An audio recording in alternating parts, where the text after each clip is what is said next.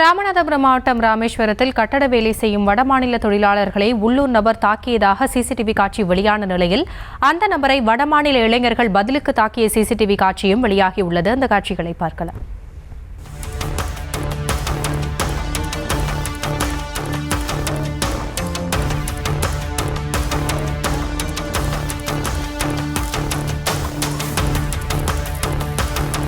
இதுகுறித்த விவரங்களோடு இணைகிறார் நம்முடைய செய்தியாளர் பூபேஷ். முழு விவரங்கள்.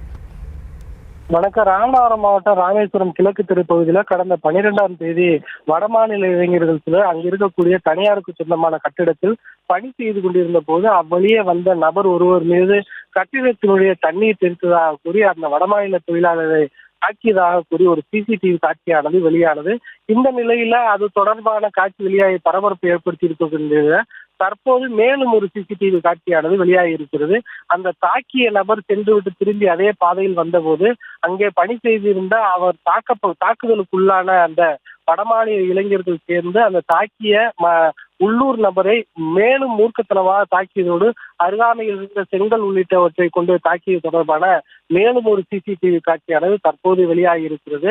இந்த புகார்ல இரு தரப்பினர் ராமேஸ்வரம் நகர்காவல் நிலைய போலீசாரிடம் வழக்கு கொடுத்ததன் அடிப்படையில இரு தரப்பினர் மீதுமே வழக்கு பதிவு செய்து போலீசார் விசாரணை மேற்கொண்டு வருகின்றனர். ஏற்கனவே வடமாநில தொழிலாளர் தாக்கியதாக சிசிடிவி வெளியான நிலையில் உள்ளூர் நபரையும் வடமாநில தொழிலாளர் தாக்கிய தொடர்பான சிசிடிவி அடுத்தடுத்து வெளியாகி அந்த பகுதியில் பெரும் பரபரப்பை ஏற்படுத்தியது.